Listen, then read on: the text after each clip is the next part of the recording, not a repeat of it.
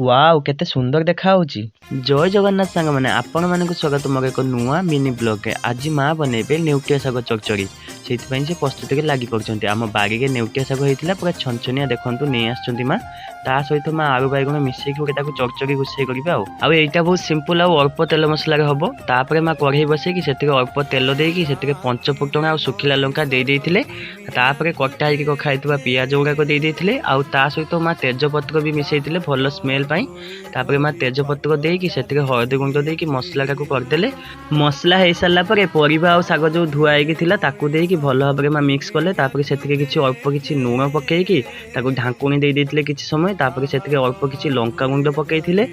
तापर माँ ताको भल भाव में सीझापी से अल्प किसी पानी ऐड करते आउ किसी समय फुटिया छाड़ी देते आउ देखो केते अल्प तेल मसला किसी पड़नी तथापि तरकारी प्रस्तुति हो गला। वीडियोटा भल लगी लाइक करिबा। केते सुंदर देखा।